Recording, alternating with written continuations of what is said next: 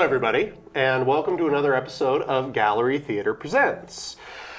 Hot on the heels of Gallery's highly successful musical, Grease, we are featuring yet another musical back to back, and that musical is Fly By Night.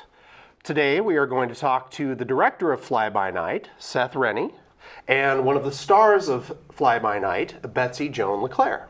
Thank you both for coming today. Thanks for having us.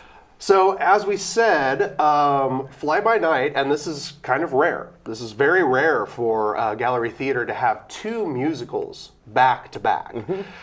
Grease was on the main stage, of course, and Fly By Night is happening in the Arena Theater, the Black Box. Yeah.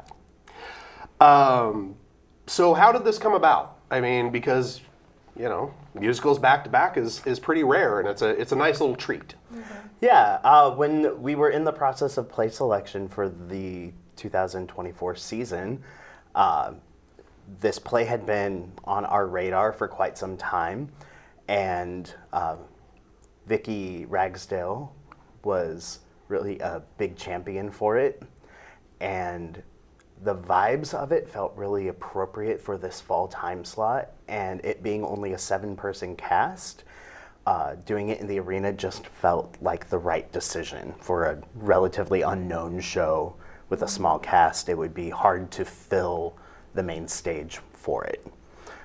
So we decided to pitch putting it in the arena, and the board went for it. And as you say, it's a lesser known musical. I think among the theater community, many people are familiar with it, at least a couple songs here and there, but it's not one of those name brand musicals. Absolutely. It's billed as a darkly comic rock fable.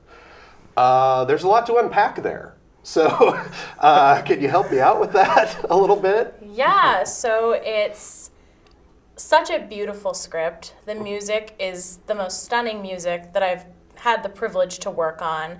And the story is sad and joyful and tragic and funny and sweet.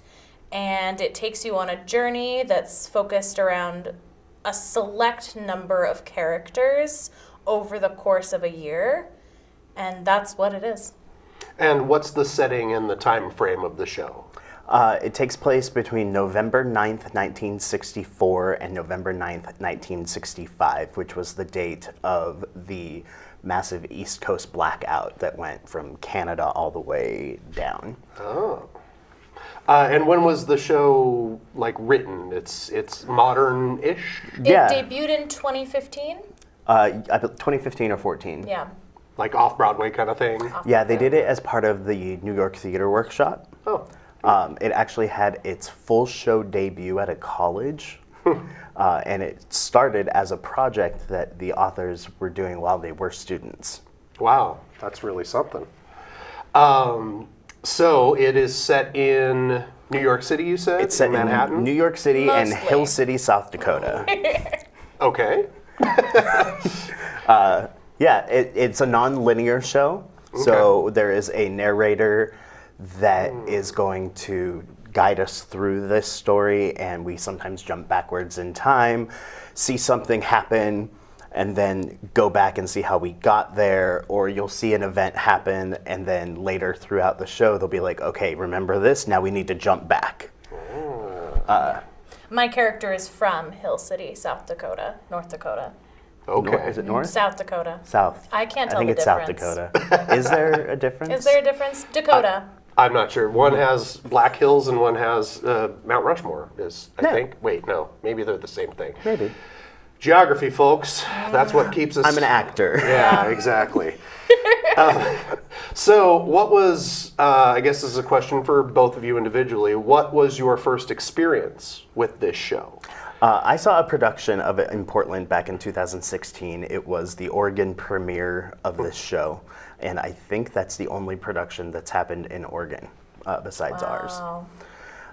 So that's exciting. And I went into it, I was invited to a preview before their opening, and I went into it knowing absolutely nothing about the show and was just absolutely blown away, and I ended up going back and seeing it 3 times. Oh. Because there's a lot to unpack in it, and there's stuff that as you're walking away, you're going, oh, wait, I forgot about that. So it was great to be able to go back and watch it again. And yes, you don't have the same impact that seeing it the first time has, when everything comes together and it all makes sense. But then also knowing how it all comes together, you see little things throughout. It reminds me kind of like the film Memento. I was just going to make that, that connection of like, it sounds like a Christopher Nolan thing where you really kind of have to pay attention, Yeah, you know, to all these little clues, and then walking away from it, you're like, oh, okay, I get it. Yeah. I had actually never heard of this show, and then about a year ago, Seth started poking me to audition. And so when I finally got a moment in between all of my different theater responsibilities, I finally sat down and I listened to it, and then I listened to it again, and then I listened to it again, and I went, oh no, I have to audition for this. There is no way around it. I am obsessed. Wow. Yeah. And you mentioned Betsy because, you know, I know you you do quite a few things in the theater, as many of us do, but you've had quite a busy couple of years, honestly, doing many different shows, many different responsibilities. Yeah, I like to do a little bit of everything. When I get obsessed with a show, I get fully obsessed, and I want to have a little hand in every element that I can. I like to do costumes, I like to do props, I like to do set painting. I will build a set when there's a safe person around to make sure I don't cut my hand off. I love just having a little bit of me in every aspect of the show, so I can really feel proud of the whole thing and feel like I put all the effort I could have into the whole thing. And of course, many of us in the community know Seth, and Seth has been in the community for a while, doing many, many different shows. Yes, thank you. I am very old now. Well, you know, I was wondering the other day, is like, how many shows has Seth directed at Gallery Theater? Yes, and thank you for prepping me with this ahead of time, because my initial reaction was, oh God. I counted it up. This is my 17th show that I've directed at Gallery. That is really something. And the last show that you directed at Gallery was Into the Woods. Into the Woods. Which both of you were in. Oh, I remember you now. That's right. Oh, right. You were that guy who was there. Yeah, and you were maybe a daughter of mine. I don't know. Probably. I think I was everybody's father. You've had so many. This is usually a tough question, and so for Betsy, Yes, give it to me. what's your favorite number in the show? My favorite number in the show is this gorgeous song called At Least I'll Know I Tried. It's one of those numbers where every separate person's separate motifs from their songs throughout the rest of the show kind of come together in this really pivotal story moment, which I just always love, that big, like, buildy number that everyone's little pieces that were separate are now kind of layering, and you see how they were always supposed to be. Oh, wow. Yeah. It's stunning. It's a good one. And we just blocked it, and it's gonna look really good. How about you, Seth? That one is really close. As we go through it, more of them keep popping out. But I think it has to be the song Cecily Smith, which is the song that the father character that Walter Height plays sings at the end. It's his love story from the past. And the character that he plays, we find in the opening of the show that November 9th, 1964 was the day that Walter as Mr. McClam and Nehemiah Creel as Harold McClam bury their mother-wife, Cecily Smith. And he spends most of the show trying to tell the audience his story, and it never gets the opportunity until the end. And when you finally hear it, it is a beautiful, beautiful moment. And Walter just absolutely slays it. Absolutely. Wow, that is. I'm kind of getting goosebumps just hearing you guys talk about it, honestly, without knowing anything about the show. The whole cast was sobbing just from the blocking rehearsal. Oh, We just blocked it and everyone was sobbing. that's really, wow. That's powerful. Yeah. So, and this, I'm hearing, like, what is the suggested age for this show? How, what range of ages is going to appreciate this? It doesn't sound like a kid's show per se, but maybe some young adults. There's nothing really inappropriate for kids, but I don't think that, I would say like probably 13 plus would be the youngest that you would actually appreciate it. It deals with life, and I think you have to have experienced a little bit of life before you can truly understand this show. I believe the gallery website, I think, listed it as an 11. And, especially in theater, we know a few 11-year-olds that would love it. A little more mature. Absolutely. I was a very wise 11-year-old. Very, I think I was too. So, is this show a full-length musical, or? It is. It should end up running about 2.5 hours by the time we're done. Oh, okay. But it feels like a tight 90. Yeah, sure. It goes by real fast. And so we've talked about, we know Betsy is in it. We've talked about our friend Walt, who's in it. Nehemiah Creel, who audiences are familiar with from several you can see him right years. now in Greece, kicking it up as Kaneki. Oh, and killing so the game. Good. He's so good. He's incredible in Greece, and Greece is a very bubblegum show. Sure. So when you give him actually some meaty stuff to work with, having a performer as skilled as he is just an absolute delight. Great. And you mentioned a narrator. Yes, so there is a narrator who is played by Sean Brady, who you may remember from his other narrator of narrator fame from Puffs last year. Best narrator I know. He's wonderful. He was also in Anastasia, and you got to hear a little bit of his singing voice. Yeah. But he has a beautiful, beautiful instrument. He really does. I didn't know that until we excitedly were like, we get to sing together during Anastasia. He's a very talented young man, and he's only 20 years old. He turns 21 in a couple of weeks. Days. Really? Yeah. In 10 days, I think. Yeah. We also have the incomparable Beth Soboturk in her gallery debut without Lance Nutman.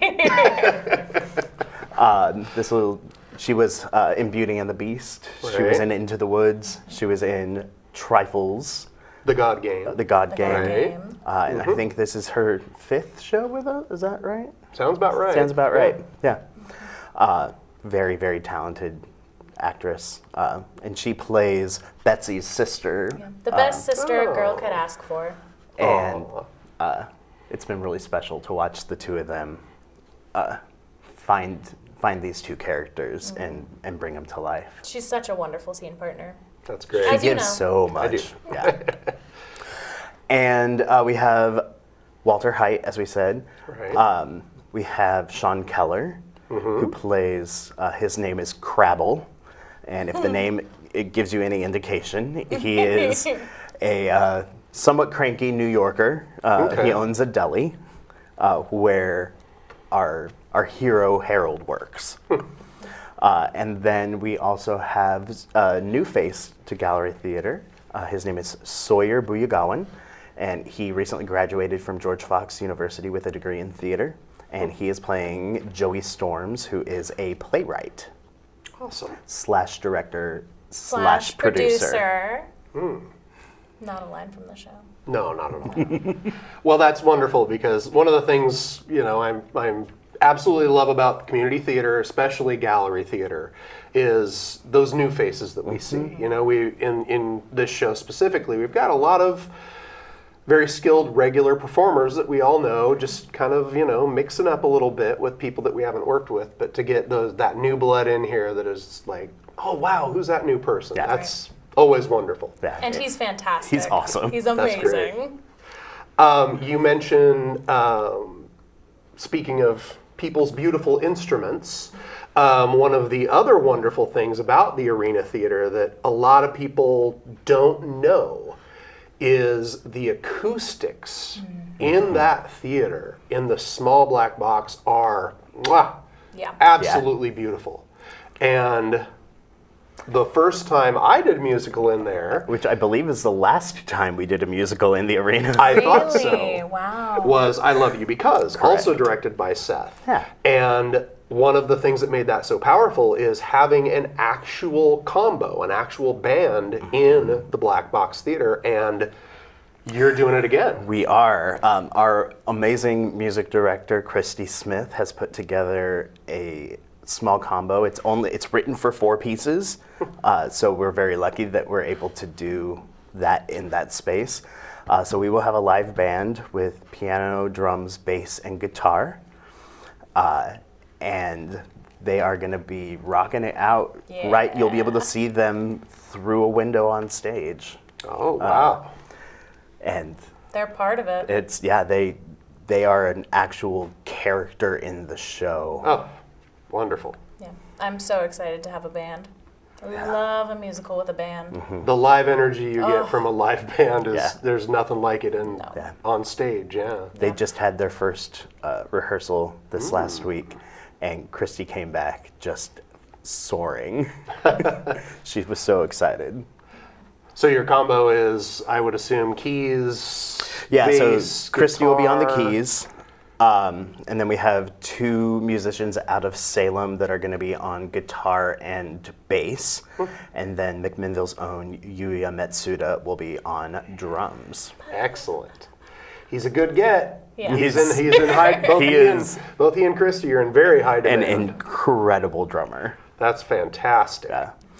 And one of the lucky wins for us with this is that Uptown Music out of Kaiser is loaning us an electric drum kit so that we can run everything through our sound system and not have it be overwhelming to an audience in that small room.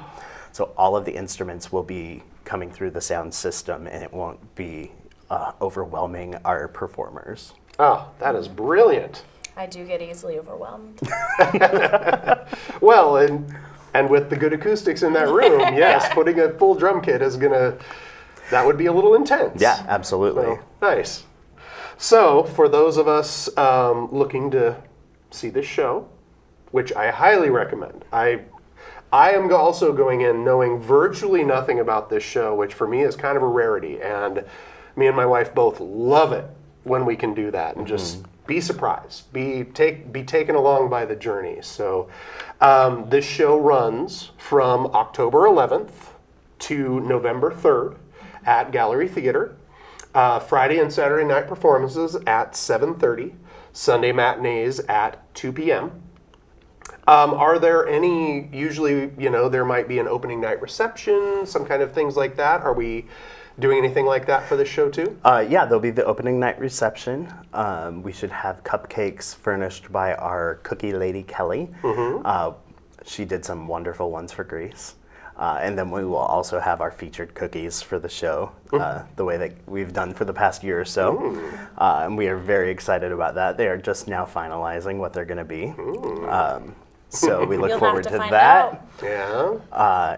Yeah, it should be a good time. Yeah, nice themed, freshly made Absolutely. local cookies. Yeah. I'm curious. Yeah. I'll tell you one I know off camera. Okay, all right. They have to wait. That'll be in the DVD extras. Oh, I don't know. BTS footage. And another thing about this show that I found very interesting, you're kind of doing a lot of things that aren't done in the arena so much, is this is not just a 3-weekend run. Is that Yes. correct? This is a 4-weekend run in the arena, Yeah. which is pretty rare. Yeah, the timing worked out that we could do that with this one, and we typically like to run our musicals for 4 weekends when we can. So we felt very lucky that the calendar gave that option to us for this show. Yeah, that's great. Gives, not to say that everybody should, sit on their laurels and just wait for the run to happen, especially in a show like Fly By Night, where you might want to see it a couple times to get those puzzle pieces that you just figured out walking out of the arena. So, and with only, I think it's 76 seats in there, they will probably go pretty fast. Nice. So once again, we've been talking to the director of Fly By Night, Seth Renne, and one of the stars of Fly By Night, Betsy Joan LeClaire. Thank you both again for coming to tell us about Fly By Night. It's been wonderful. It's fun. We would absolutely encourage everybody to come and see this show. It's a lesser known show, like we say, but some of the greatest gems out there are things you haven't seen, and this is definitely one of those shows that you will be thinking about and talking about for a long, long time. So thank you everybody for joining us again. We will see you at the theater.